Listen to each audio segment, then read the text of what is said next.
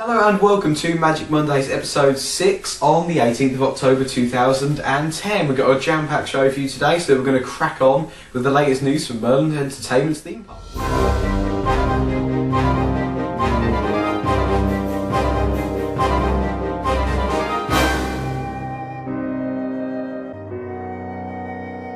First up in the news this week is that the S&S Sky SWAT Slammer at Thorpe Park is up and running again. Last week we reported to you saying that it was going to be shut for basically the rest of the season, but apparently it is now open. We can't confirm this, but by Saturday, when Dan is heading to Thorpe Park, I think, we'll find out. Also, Scarefest at Alton Towers has kicked off for their 30th anniversary year at Alton Towers. They've gone all out this year with loads of lights. Basically, they've got that many lights, they've turned it into Thorpe Park. Fair enough.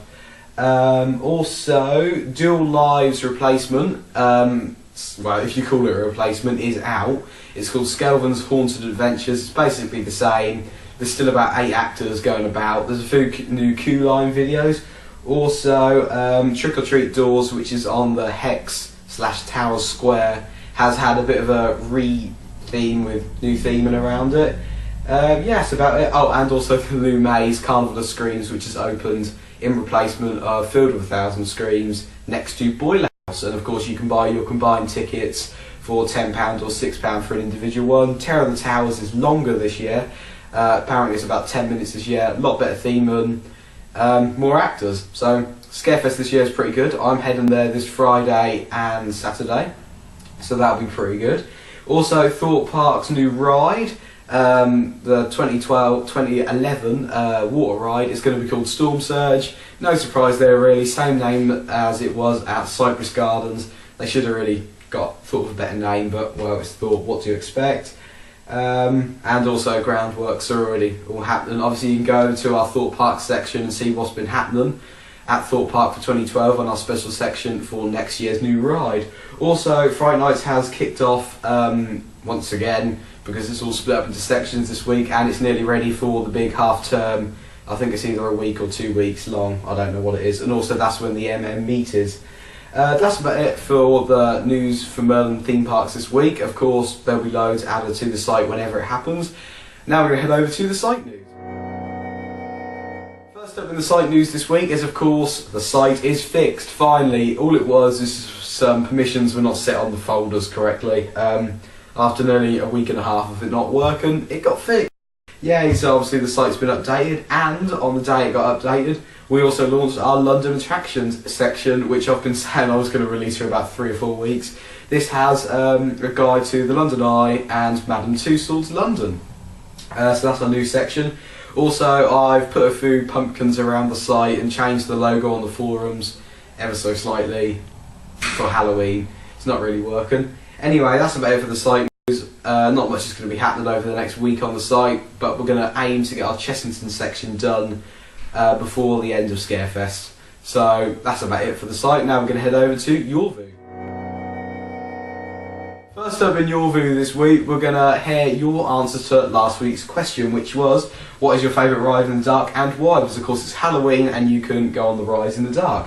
Ben, who's Thorpe Park Manic 123, put, my favourite ride in the dark is Samurai because the lights on the actual ride and the soundtrack they used last Fright Nights gave me such a good experience, plus the queue isn't as bad as most rides.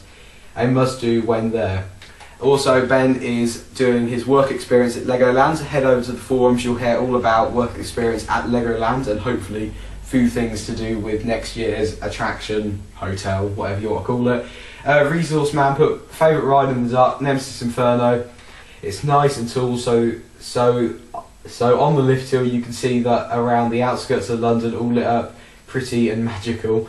Then the rest of the ride is just awesome with flashes of light when you zoom past. Love it. I hopefully shall agree. I've never been on Nemesis in the dark. I've never been to Fright Nights, but 2 more weeks and I will be.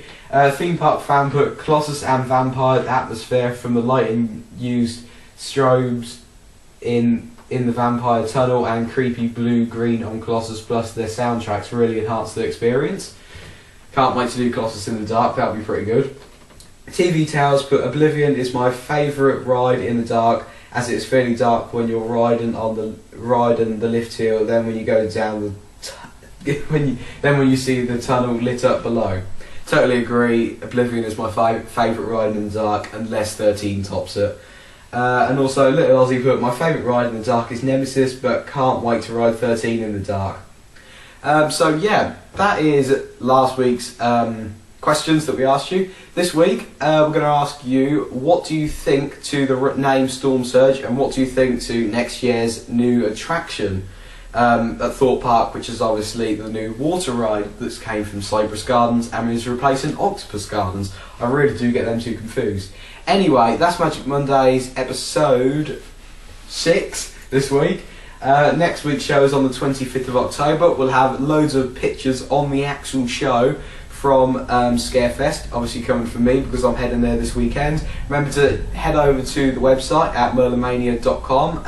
Also go join the forums. Follow us on Twitter at merlinmania. Subscribe to us on YouTube and find us on Facebook.